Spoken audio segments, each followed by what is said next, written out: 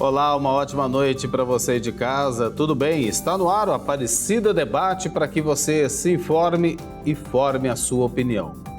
Hoje vamos falar sobre o assunto que mexe com o bolso de todos nós. Afinal, quanto custa manter os nossos políticos, deputados, senadores, vereadores, prefeitos, governadores, o presidente? Essa conta parece não ser nossa, mas é. Para a gente debater o tema tão importante, recebemos hoje no Aparecida Debate Melilo Diniz, analista político, sempre com a gente aqui no TJ Aparecida, já está aparecendo, assim como a deputada Adriana Ventura, do Novo de São Paulo. Melilo, boa noite para você, mais uma vez, muito obrigado pela presença aqui no Aparecida Debate, tudo bem? Boa noite, uma alegria estar com vocês, Eduardo, e também com a deputada Adriana Ventura. Deputada, boa noite. Seja bem-vinda mais uma vez ao Aparecida Debate. Prazer estar aqui, podendo conversar sobre um assunto tão relevante. Prazer estar com você, Eduardo, e com você, Melino. Alegria é toda nossa. Então eu vou começar apresentando alguns números para a gente poder debater aqui e analisar. Desde 1º de fevereiro, deputados e senadores tiveram reajuste de 5,36% no salário. Agora ganham R$ 46.366,19 por mês. É a cifra bem específica sobre isso, né? Até janeiro eram R$ 44.008. Essa mudança faz parte de um plano aprovado em 2022 para igualar o salário deles com os ministros do STF, que é o Supremo Tribunal Federal. É um volume grande de gente, o impacto também não é pequeno para o orçamento, né? Queria que vocês analisassem não os números, mas o contexto disso tudo, porque é sempre um tema muito polêmico quando envolve salários e benefícios de parlamentares e de políticos de uma forma geral. Quem prefere começar? As damas primeiro? Deputada, por favor. Bom, eu acho que esse tema é muito relevante, principalmente porque a gente está falando do papel dos deputados, mas eu vou falar de uma maneira mais ampla, né? Das pessoas que representam a população. A gente sabe que uma função pública, ela tem que vir, existe uma função a ser cumprida e é natural que tem que ter um salário condizente. Isso não quer dizer benesses, isso não quer dizer privilégios. Então, o que é razoável dentro de um contexto geral? A gente vive num país que busca austeridade, mas não tem alta carga tributária, vive em crise fiscal, e a pergunta é, esse aumento faz sentido, não faz sentido? Faz sentido ter um aumento automático, não faz sentido? O que carece, na verdade, é um grande debate, que não trata só de salários de parlamentares. Eu não estou falando isso porque eu sou uma parlamentar, até porque esse projeto de aumento eu votei contrário, tá bom? Quando foi feito esse escalonamento que passou de 33 mil para o piso dos 46 mil. Mas a questão aqui há um equilíbrio, porque o que a gente percebe é que o debate precisa ser mais profundo, precisa envolver os três poderes. Nós temos super salários nos três poderes, principalmente do judiciário, que muitas vezes tem salários de 100, 200, a gente viu todas as reportagens que a gente vê dos supersalários. Então, especificamente, o que precisa ter é um equilíbrio dos salários de todo mundo, de todos os servidores, de todos que ocupam uma função pública, seja eletiva ou não, porque isso é dinheiro do cidadão. E se a gente precisa fazer a discussão se isso está sendo revertido para eles. Então, eu acho que isso daqui é bom para começar o debate, mas eu quero muito ouvir o que o Melilo tem a dizer. Melilo, então é a sua vez de falar e eu queria só pontuar, aproveitando que a deputada falou, a gente sempre lembra, quando a opinião pública vem para comentar um assunto como esse, de salários de políticos, sempre mira nos parlamentares, né? Mas a gente está falando de um todo, né? A gente vai falar durante o programa de hoje, as três esferas, inclusive o judiciário, a administração pública como um todo, né, Melilo? Olha, Eduardo, e eu acho que a deputada coloca um ponto importante. Há, na verdade, uma captura do orçamento público muito grande por parte de categorias, de grupos.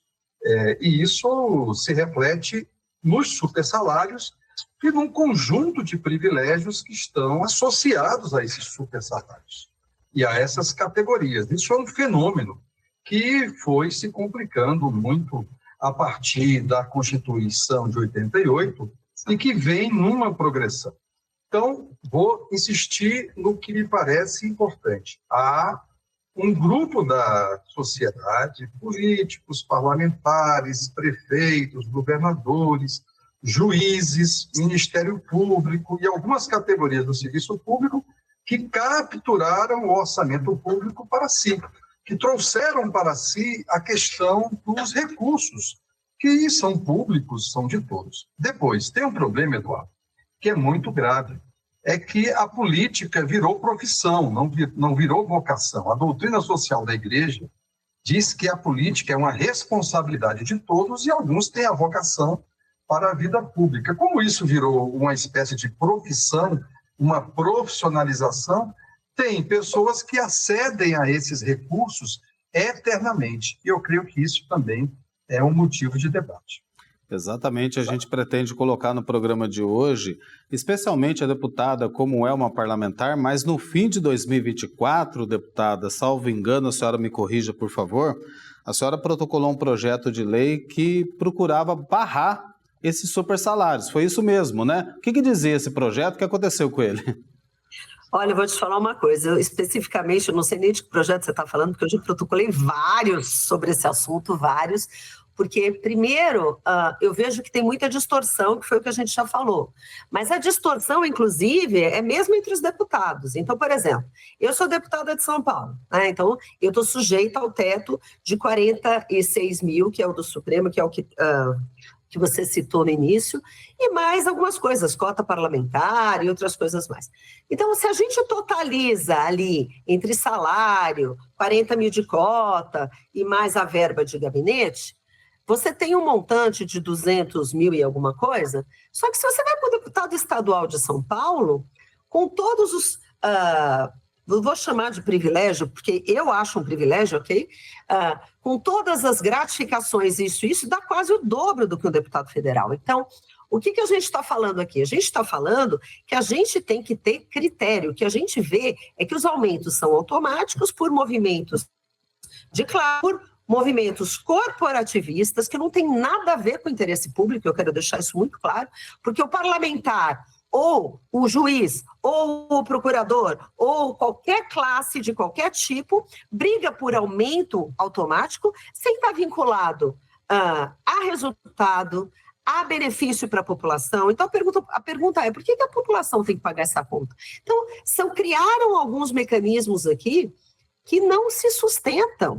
E o que a gente mais vê são distorções. Quando a gente pega, por exemplo, quem paga essa conta? Qualquer cidadão brasileiro, a classe produtiva paga essa conta e você vê que, por exemplo, na iniciativa privada não há esse mesmo critério, não tem esses aumentos do jeito que tem. Então, que país que a gente está criando? Hoje, país de castas, aquele país onde quem vem aqui faz barulho ou é amigo do rei, recebe esses aumentos. Então, eu tenho vários projetos protocolados no sentido de minimizar isso, ou então parametrizar, seja das esferas, seja dos níveis, para ter critério. A gente precisa ter critério, precisa estar vinculado a resultado.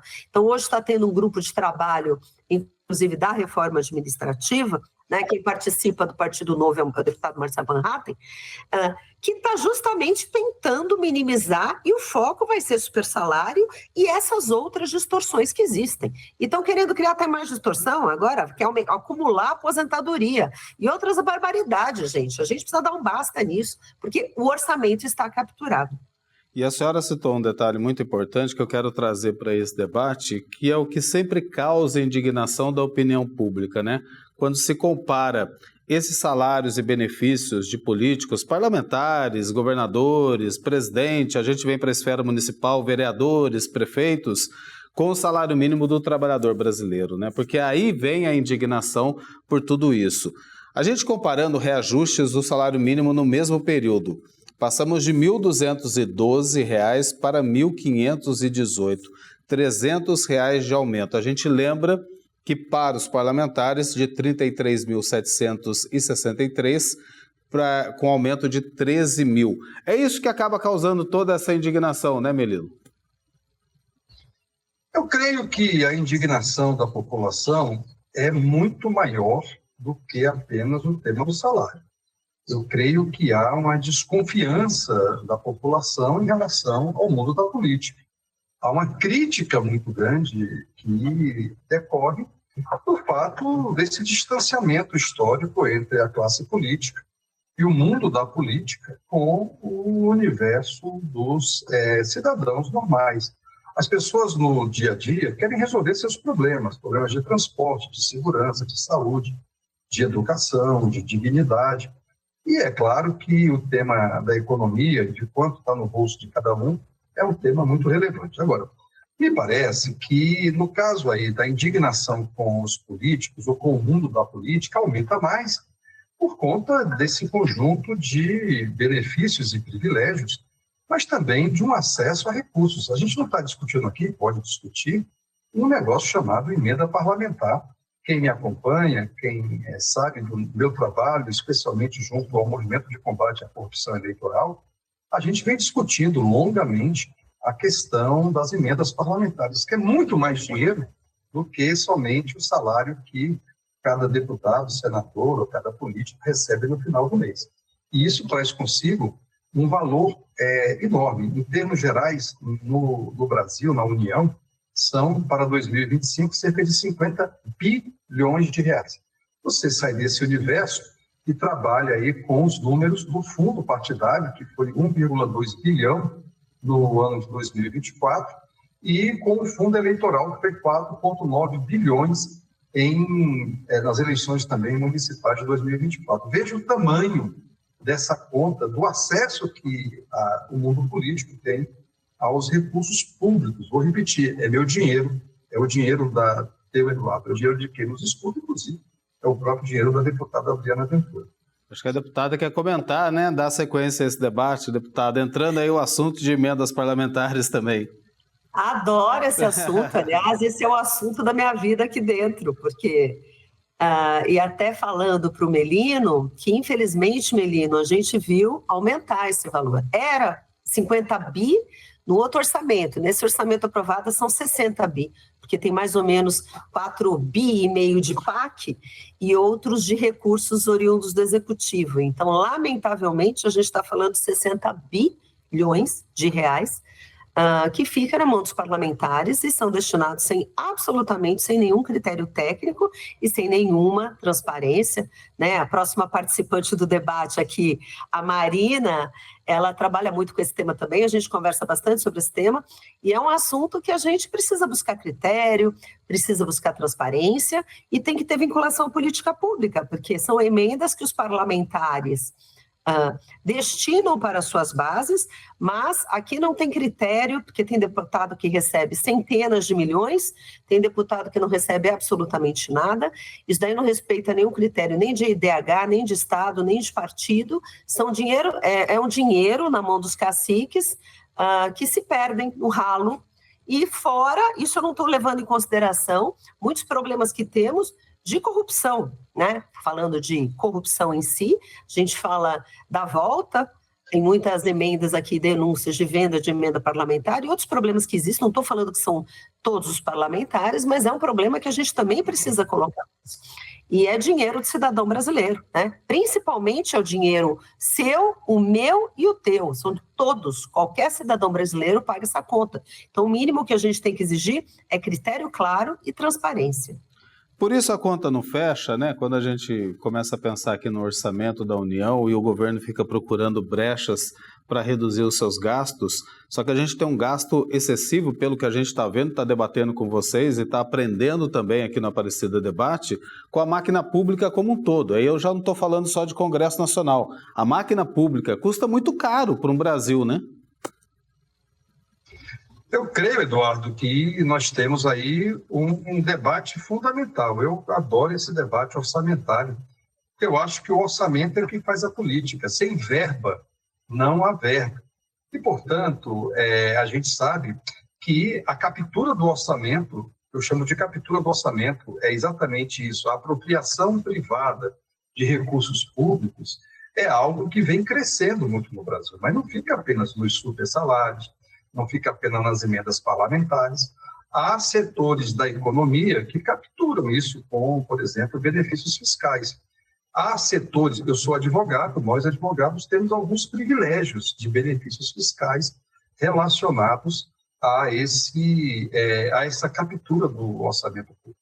Depois, para ficar no outro exemplo, há benefícios para parcelas da população. Do ponto de vista dos tributos, a classe média e os ricos pagam muito pouco imposto proporcionalmente. Então, na verdade, esse debate é importante a contribuição da Rede Aparecida, é importante a posição da deputada Adriana Ventura, da bancada do parlamento, é importante esse debate em todos os cantos da sociedade, porque, em verdade, nós temos um problema muito grave de apropriação.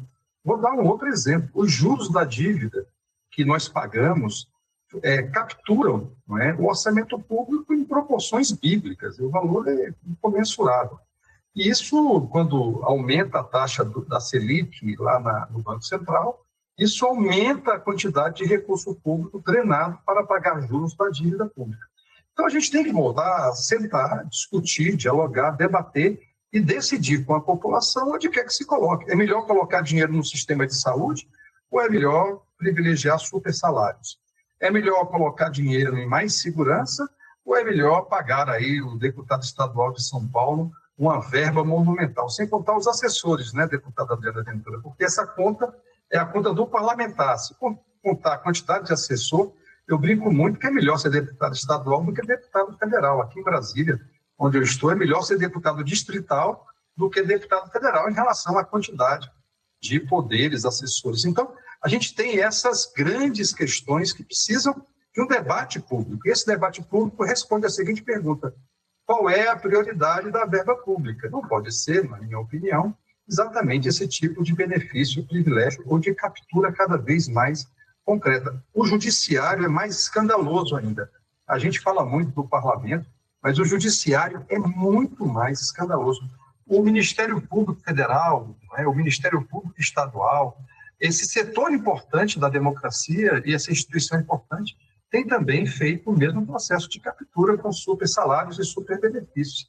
Tem juízes e procuradores e promotores recebendo acima do teto constitucional há muito. E isso vai virando também um escândalo, ao meu modo de ver. A gente está concluindo o primeiro bloco. Gentilmente, a deputada interrompeu seus trabalhos aí na Câmara, né, para nos atender aqui, participar do Aparecida Debate. Eu quero agradecer já de antemão a participação da senhora, porque só vem a contribuir e a gente vai concluindo com essa visão. A gente precisa ampliar o debate. A gente propõe, logicamente, discutir isso que afeta diretamente a opinião pública, que é em relação aos salários e benefícios pagos aos políticos. Mas pelo que eu estou entendendo, a gente precisa ampliar. É muito maior a discussão do que simplesmente a gente falar de salários e benefícios, né, deputada? Muito obrigado já de antemão pela participação aqui no Aparecida Debate. Obrigada, Eduardo. Com toda certeza esse debate precisa ser ampliado e sempre com essa visão. O Brasil, ele tem o judiciário mais caro do mundo, tá? Que é 1,4% do PIB, e nós temos o legislativo segundo mais caro do mundo, que é gasto mais ou menos 4 bilhões e 400 mil dólares. Em comparação, a gente está falando em comparação, o único que gasta mais é os Estados Unidos. Mas assim, a questão é o que a gente entrega. A questão é qual é a prioridade disso. Então esse debate tem que ampliar para não ser um debate raso. Porque, como eu disse, os supersalários está muito mais infestado no judiciário, no Ministério Público, a elite do funcionalismo é enorme e pega os 3 poderes. Então, a questão e as distorções que existem entre as esferas de poder, como o Melino bem disse, não vale a pena. Que eu quero dizer, a gente fala, porque os deputados, quando a gente vê o papel de um deputado, a responsabilidade ou de um governador, a gente vê, por exemplo, governadores de estado com salários de 12, 13 mil reais, isso é ridículo. Então a gente precisa ter um debate sério dos níveis de responsabilidade, do que isso afeta, qual é o papel, para realmente a gente ter salários compatíveis, porque o que está acontecendo é distorção com puxadinhos. Eu agradeço muito aqui a participação, prazer participar do Aparecida Debate com você, com o Melino, e sigo à disposição. Obrigada. Muito obrigado, a gente que agradece. Estamos de volta com o Aparecida Debate, hoje falando sobre os salários e benefícios dos políticos aqui no Brasil. Os nossos convidados são Melilo Diniz, analista político, e que continua com a gente, já participou conosco do primeiro bloco, e agora entrando para esse debate, a Marina Toge, jornalista e diretora de programas do Transparência Brasil, que é a organização que fiscaliza os gastos públicos. Boa noite para você, Marina, seja bem-vinda, muito obrigado por ter atendido o nosso convite e participar hoje do Aparecida Debate. Boa noite, muito obrigada pelo convite. A gente estava fazendo, Marina, junto com a deputada Adriana Ventura e o Melilo no primeiro bloco, uma análise de tudo isso que a gente pretende colocar em discussão e estamos colocando em debate, que é em relação aos salários e benefícios pagos aos políticos. Só que a gente ampliou um pouquinho esse debate para toda a máquina pública. É o correto, né? Porque quando a gente fala de salários de políticos, a gente restringe um pouquinho a discussão, né? Exatamente, né? Os políticos, os agentes políticos são uma pequena parcela aí do, digamos, funcionalismo, dos servidores públicos, no sentido amplo, que são remunerados com dinheiro público. Pode continuar, Marina. A gente tem também um nível, digamos, de elite de funcionalismo público, e aí não são agentes políticos, ou pelo menos não costumam ser, que são justamente os membros do sistema de justiça, como a gente acompanha aqui muito frequentemente aqui pela Transparência Brasil, que seriam os juízes, os promotores, os procuradores, os magistrados no geral, em que a gente realmente tem a incidência do que a gente chama de supersalários, né? Do pagamento excessivo e muitas vezes acima do teto constitucional, que existe um limite constitucional de remuneração para agentes públicos, e nesse sistema de justiça a gente vê, infelizmente, muitos casos e de um volume muito grande de pagamentos acima do teto. Então, é importante que a gente fale não só dos agentes políticos, justamente, mas também de outros poderes. Então, eu vou tirar essa dúvida com você, Marina, que surgiu para mim agora, e da discussão que a gente teve no primeiro bloco. Se a gente for colocar na balança, hoje os salários são bem maiores do judiciário se comparado ao legislativo? Em termos de autoridade, sim. Infelizmente, a gente tem, no Judiciário e no Ministério Público, a gente tem uma incidência bastante grande de supersalários. A gente tem pessoas que recebem mais de R$100 mil em um mês por causa do que a gente chama de penduricários, né? São benefícios extra, além da remuneração que eles recebem pelo trabalho. Então, você tem indenizações, você tem auxílios, tem muitos benefícios que acabam escapando ao teto constitucional, que não são limitados por esse teto constitucional, então você tem remunerações extremamente altas justamente aí nessas duas carreiras. O Melilo, o caminho então é esse, né? A gente passar a falar de agentes públicos como um todo, não apenas de políticos, né? A gente abrir um pouquinho mais essa discussão, acho que a gente está acertando o programa nesse caminho. Eu creio que esse debate tem que ser ampliado até para não cair num falso moralismo. Os políticos são suspeitos de sempre, Eduardo, e acabam trazendo consigo essa pecha que é verdadeira, de esbanjadores e gastadores do dinheiro público. O buraco é muito mais embaixo, o problema é muito maior.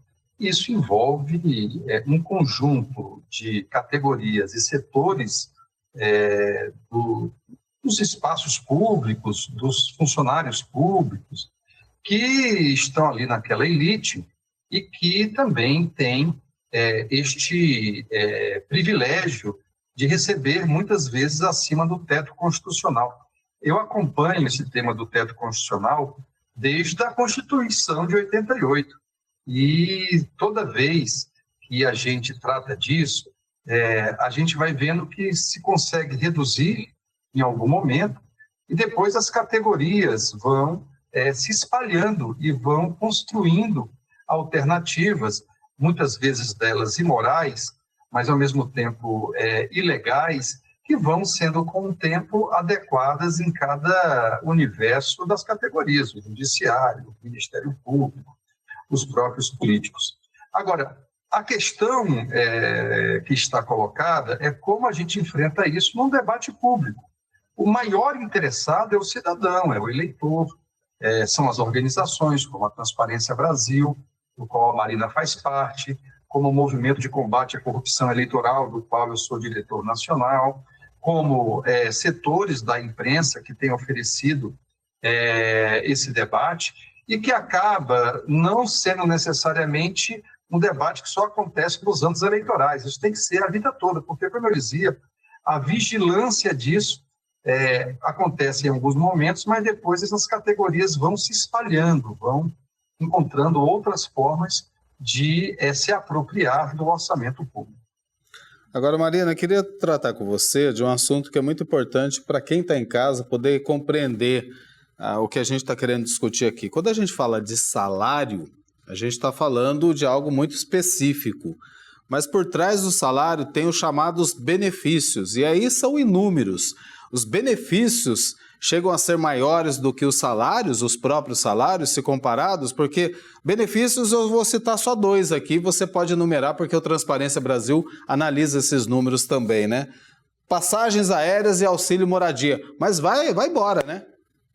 Isso, vai longe. Só complementar um pouco o Melilo também, essa discussão sobre questão de controle de supersalários, controle de pagamentos de benefícios excessivos de remuneração, entra muito nessa questão de corte de gastos. Quando a gente está falando de controle fiscal, quando a gente está falando de controle das contas públicas, enquanto a gente não atacar esse problema, enquanto não se resolver, se limitar de fato à remuneração de agentes públicos, a gente vai ter, além da violação à Constituição, que é a violação a esse limite que foi imposto pela Carta, a gente tem também um problema, uma questão que não vai se resolver, assim, ela não vai contribuir para a resolução desses déficits fiscais ou desses problemas de corte de gastos, né? Agora, respondendo agora a sua pergunta, a gente tem, né, para os agentes políticos, digamos, para os deputados e para os senadores, a gente tem esses auxílios moradias, tem auxílio mudança, tem para os senadores você tem auxílio saúde, inclusive, que é um benefício que nem muitos de nós, cidadãos, não temos. No judiciário, você tem auxílio formação, auxílio creche, auxílio estudos, você tem auxílio paletó, eventualmente. Então, também você tem o direito de reembolso de questões de saúde, de despesas em saúde. A Transparência Brasil mapeou mais de... E aí eles recebem nomes diferentes em cada órgão. Então, em cada tribunal, um mesmo benefício recebe nomes diferentes, o que torna também muito difícil da gente quantificar e saber exatamente o que está sendo pago para cada juiz ou para cada membro do Ministério Público. Então, o que a gente fez foi mapear os nomes desses benefícios para saber quantos tipos eventualmente tem. A gente conseguiu separar em 5 grandes grupos, então 5 conjuntos de benefícios que são compostos ali, ou que compõem justamente o que a gente chama de remuneração, que é o salário mais esses benefícios. E existem sim casos, essa é uma manobra clássica de benefícios, que num total eles ultrapassam o salário, porque eles são usados como forma de reajuste salarial, entre aspas, porque o limite constitucional ele é definido e ele não pode, em tese, ser ultrapassado. Mas se você cria benefícios que são considerados, digamos, indenizatórios, ou seja, que eles não são limitados pelo teto constitucional, e aí você tem um reajuste real, que eles chamam de remuneração. E aí é que está o pulo do gato. Criam-se esses benefícios, essas remunerações indenizatórias para que possam ter um aumento de salário na prática. Praticamente, né, Melilo? Por isso que a gente fala dessa indignação. Para quem está assistindo o Aparecida Debate, tarde da noite, já se preparando para dormir, porque tem que acordar de madrugada para poder trabalhar o dia todo, e não vai conseguir juntar na vida toda um mês de salário ou de benefícios desses políticos ou agentes públicos, daí vem essa indignação. E eu trago mais um elemento, porque a gente acompanha aqui em nossas cidades, nossos municípios, os vereadores, que são as câmaras municipais.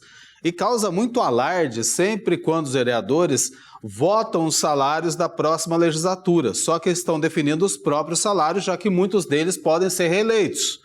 Esse é um outro motivo de revolta da população, né? Olha, Eduardo, a gente está contribuindo para o pesadelo noturno de quem nos assiste, né? E eu creio que a gente tem que ajudar a dar algum grau de esperança para que saiamos do pesadelo e construamos uma perspectiva de sonho. Me parece que é possível sonhar, e sonhar exige um esforço coletivo. O primeiro deles é debater, como sugeria a Marina, o tema dos gastos públicos.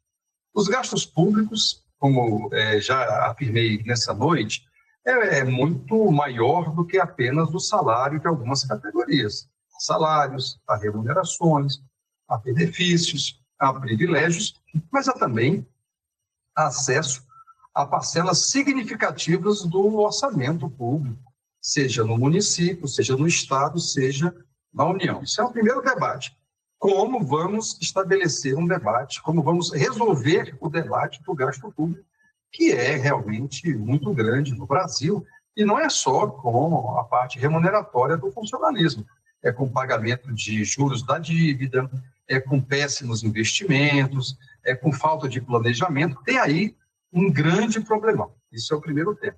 Vamos sonhar em realmente enfrentar a questão do gasto público. Tem uma segunda possibilidade de sonho, é debater e resolver como a gente bota mais dinheiro em políticas públicas e menos dinheiro em benefícios, privilégios e captura do orçamento. Eu acho que isso é uma grande tarefa da sociedade. É uma grande tarefa que envolve cada um que vai dormir essa noite se perguntando como pode participar desse sonho coletivo. E como pode participar, Marina? Acho que uma das primeiras coisas como as pessoas que estão assistindo aqui, é se informar a respeito do tema, é entender um pouquinho, isso aqui é difícil, que é um tema que às vezes tem termos e formas de dizer e muitos números, então às vezes é um pouco difícil, mas entender realmente que existe uma classe privilegiada, que existem privilégios e que essas pessoas realmente representam um gasto público significativo. E quando venham conversas de ajuste fiscal, quando vem esse debate por parte das pessoas que foram eleitas pelos telespectadores ou por quem estiver assistindo por aqui, que isso seja questionado, que os seus representantes, seja quando você for eleger essas pessoas ou quando for acompanhar o exercício do mandato, que essas pessoas sejam cobradas em relação a isso, sejam perguntadas em relação a isso. O que se pretende fazer? Pretende-se tomar providências, pretende-se trazer esse debate de forma qualificada e fazer isso de forma qualificada?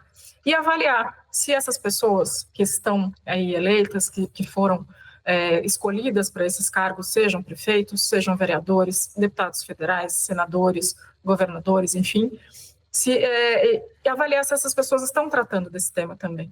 Se elas estão atentas a esse tema ou se estão apenas se beneficiando desses privilégios e usam esse cargo apenas como isso e sem defender o interesse público. E aí usar isso como critério também para a escolha dessas pessoas, reelegê-las ou não reelegê-las, por exemplo. É por isso, né, Melina, que eu fico pensando aqui agora, essa mudança passa pela transformação da cabeça do próprio cidadão brasileiro, né? O cidadão brasileiro não pode estar acomodado hoje no sofá esperando que as coisas aconteçam, apenas se indignando com as coisas. Precisa agir. E esse agir, é isso que eu queria trazer no final desse segundo bloco, passa por fiscalizar aqueles que foram eleitos dia a dia, não apenas em ano de eleição, para saber se vai votar naquele ou no outro, né? Porque acaba esquecendo, 3 meses depois já esqueceu em quem votou. Recente, né? 3 meses de eleição. E também na Câmara Municipal, na sua cidade, na sua comunidade, ir atrás, cobrar os políticos. E aí vem a esfera estadual, a esfera federal, tem formas para cobrar e para fiscalizar e para acompanhar, né? Esse é o papel do cidadão e só isso vai transformar. Claro, e o papel do cidadão exige, inclusive, um compromisso com essa temática, com esse debate, com esse questionamento, antes, durante e depois das eleições, mas, ao mesmo tempo, formar outras pessoas com relação a isso. O telespectador também pode se juntar num terceiro sonho, para usar essa imagem que você, eu, Eduardo e a Marina estamos usando aqui. O que sonhar essa noite? É ajudar as pessoas a compreender, como dizia a Marina, é um tema duro, um tema difícil, esse tema orçamentário, esse tema dos gastos públicos, do ajuste fiscal. Mas talvez a gente possa oferecer algumas vacinas, por exemplo, evitar ou reduzir a reeleição. Eu acho que a política é uma vocação, repito, é a doutrina social da igreja, é o tema do magistério da igreja, estamos na TV Aparecida, E eu não poderia deixar de citar essa tradição da Igreja Católica sobre a ideia da política como uma vocação. Quando se eterniza, vira uma profissão, o parlamentar anterior vai sempre preservar o seu interesse na próxima eleição. Se tivesse aí, sei lá, o máximo de 2 eleições possíveis para os parlamentares, se tivesse apenas uma eleição possível para o executivo, talvez nós ajudássemos a resolver esse tema do abuso. Por detrás disso, há um abuso do uso do dinheiro público. E na sociedade brasileira, o que é público, geralmente é muito maltratado. Devia ser cuidado por todos e todas. Creio, então, que a gente tem aí 3 sonhos possíveis. Discutir a questão do ajuste, mobilizar no período eleitoral, mas também durante e depois. E, por outro lado, pensar em fórmulas que evitem essa eternização dessas castas da política que vão aí se reproduzindo.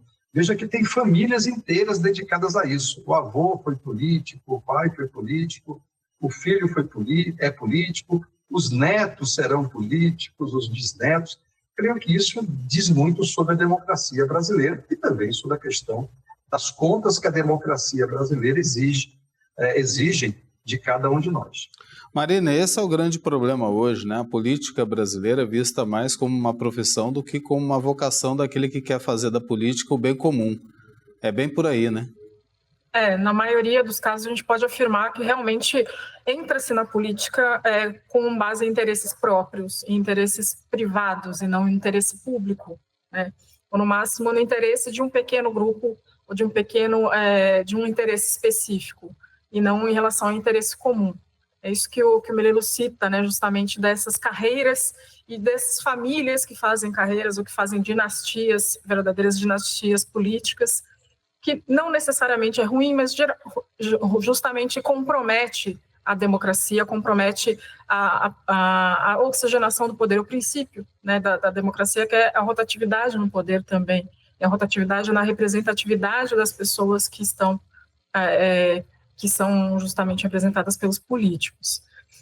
Estamos de volta com a Aparecida Debate, hoje falando sobre os salários e benefícios dos políticos, agentes públicos aqui no Brasil. Os nossos convidados são o Melelo Diniz, analista político, e a Marina Atoge, jornalista e diretora de programas do Transparência Brasil, organização que fiscaliza os gastos públicos. Então, vou trazer para esse terceiro e último bloco um assunto muito importante também, que quando a gente fala de políticos, e isso é de conhecimento público e um conhecimento mais geral, a gente fala de verba de gabinete, né? E tantos assessores que cada parlamentar, a deputada estava falando isso no primeiro bloco, pode contratar.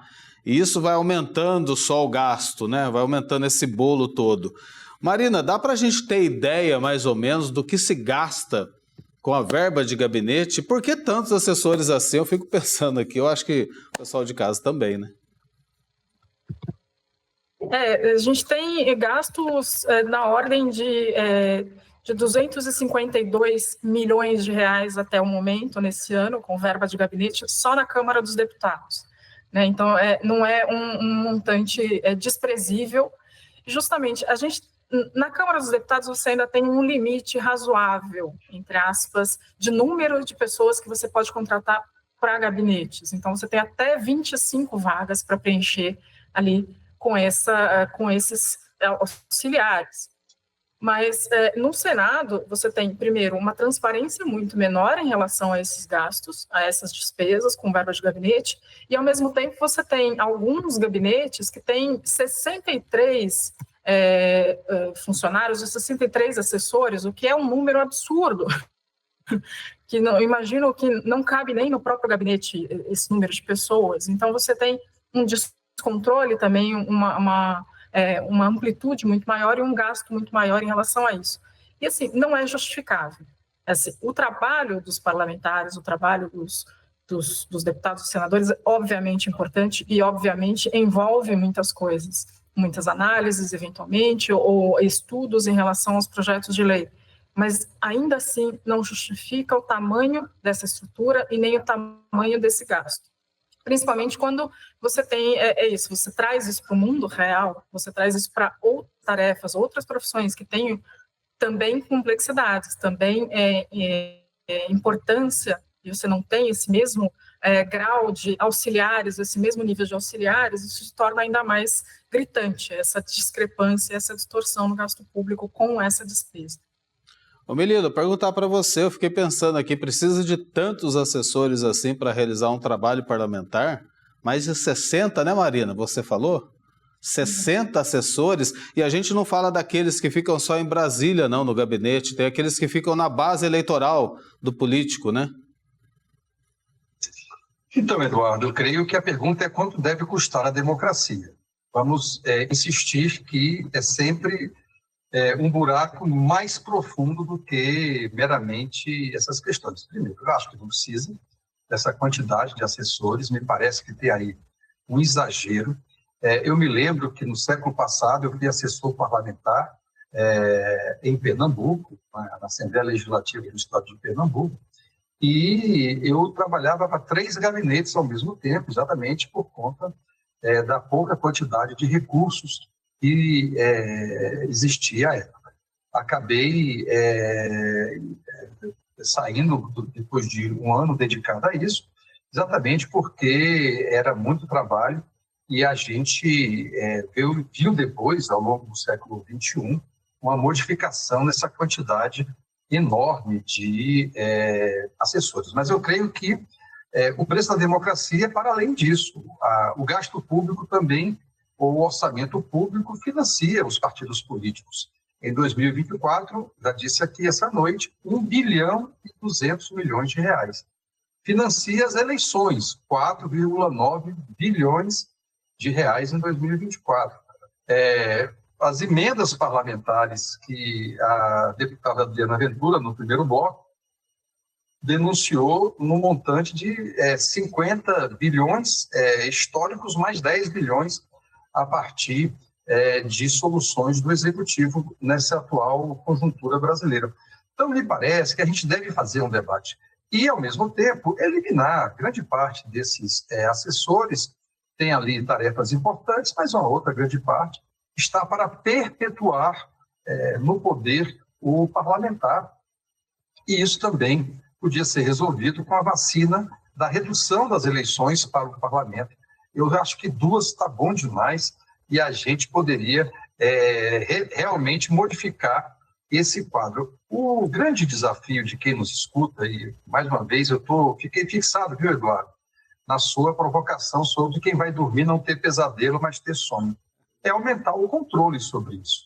E instituições como a Transparência Brasileira, a Transparência Brasil, a Transparência Internacional, tantas outras organizações, o MCCE, que reúne 74 entidades, espalhadas, inclusive, o pessoal da Transparência está ligado a gente também, a CNBB, todo mundo tem um desafio muito grande, e a imprensa, de aumentar o olho sobre isso, repetir esses debates e insistir até com outras pessoas, convida a Marina, não precisa me convidar, para que possa realmente ampliar a conscientização do eleitor, do cidadão, e, ao mesmo tempo, insistir nessa busca por um maior controle social, porque controle social é o controle do poder. E quando você controla o poder, você reduz abusos, absurdos e também a corrupção. Aliás, parabéns por todo esse trabalho. A gente só fica sabendo de alguns detalhes porque tem trabalhos como o da Transparência Brasil e de tantas outras entidades que prestam esse bem comum, né, de forma coletiva. Agora, só para a gente encerrar esse assunto, para ir para as conclusões do programa de hoje, eu acho que a gente precisa ser bastante assertivo, né? Propor o que precisa acontecer, o que precisa mudar para a gente ter uma máquina pública mais eficiente e não se pagar tanto por isso, né? Mas, Marina, eu queria só tirar uma dúvida com você, que acredito que seja uma dúvida que tenha também um amigo de casa. Essa questão da verba de gabinete se aplica também para os municípios? Eu digo vereadores, eles também têm direito a tantos assessores assim, com gastos excessivos? Dá para equiparar ou não? No geral, as instâncias municipais, as instâncias estaduais repetem a fórmula do Legislativo Federal do Congresso. Então, é bastante provável que cada casa, cada Câmara Municipal vai ter a sua regra, o seu limite, mas geralmente, sim, além da verba de gabinete, tem o que a gente chama de verba indenizatória ou de cota, né, que é para gastos com combustível, para gasto com viagens, para gasto com papel, com assinatura de jornais, que também não é um gasto desprezível. Às vezes você tem gastos com combustível em que a pessoa conseguiria dar uma volta à terra completa do quanto que gasta por mês. Assim, né? Acho que uma coisa só complementando, o que funciona bastante com agentes políticos e geralmente ou agentes públicos, é o constrangimento público. O constrangimento público de dizer não estamos satisfeitos com isso, ou de que a pessoa sinta uma certa, entre aspas, ameaça de perder esse poder de que ela detém, e aí isso acontece muito com quem é eleito, isso move essas pessoas. Isso acaba servindo de combustível como um empurrão, ou se a gente for bastante direto, um pontapé mesmo, em alguns lugares da anatomia, para que elas se movam e mudem isso, né? Para que elas sintam que realmente isso não vai me trazer mais benefícios. O custo desses benefícios é muito alto, então eu vou tentar maneirar um pouco nessas despesas ou nesses privilégios que eu tenho. E esse é o papel também da imprensa, né? Tornar público o que é de interesse público, né? Por isso a gente cumpre a nossa missão aqui também, enquanto jornalismo da Rede Aparecida de Comunicação. A gente está indo para a conclusão e por isso vamos ser mais assertivo também para contribuir com esse debate nacional. Começo pelo Melilo, quero a opinião também da Marina, né? Se a gente pensar numa reforma, que reforma a gente poderia imaginar para tornar todo esse sistema político mais eficiente e mais barato, para a gente ter mais recursos investidos em políticas públicas? Melilo. Primeiro, aumentar o grau de controle e modificar, inclusive, quem tem a obrigação de controlar as contas. Os tribunais de contas dos estados, de alguns municípios da União, são órgãos de assessoramento do parlamento. Portanto, tem muita dificuldade de fazer isso. A minha sugestão, já é de 8 anos, é de transformar o controle de contas em um poder separado do poder legislativo. Eu creio que isso exige uma mudança na Constituição. Depois, e obviamente a profissionalização, porque são espaços de controle de contas também capturados pelo mundo da política. Depois, me parece que a gente tem que oferecer algumas vacinas. A vacina do fim da reeleição para o parlamento seria de muito bom tom para reduzir essa necessidade de gastos. Depois, discutir o financiamento da democracia, não só o valor pago de salário e de benefícios e de assessorias dos parlamentares, mas também o valor do vencimento de prefeitos e especialmente do Judiciário e do Ministério Público. Tem um exagero aí, muito grande. E o quarto é oferecer, Eduardo e Marina, alguma fórmula de debate permanente sobre isso. A peça orçamentária no Brasil ainda é uma grande ilusão, ainda é um debate esotérico. Nós precisamos transformar isso num debate da cidadania, num debate de cada um de nós. E eu creio que isso é uma tarefa, inclusive, da sociedade quando escolhe o seu candidato. Não tenho dúvida que haverá ainda muito debate sobre isso, e eu creio que nós estamos com o apoio da imprensa, da liberdade que a imprensa nos dá e também do espaço que vocês da TV Aparecida sempre oferecem, nós teremos sempre essa oportunidade. Agora, isso tem que estar como sonho e não como pesadelo de quem nos assiste e vai dormir daqui a pouquinho. A gente começou pensando no pesadelo, mas só que a gente agora está pensando no sonho, né? Por isso que a gente propõe essas alternativas para a gente tornar algo mais eficiente, que é o que a gente merece, né? Já que pagamos os nossos impostos, e são dos impostos que sustentam toda essa máquina pública.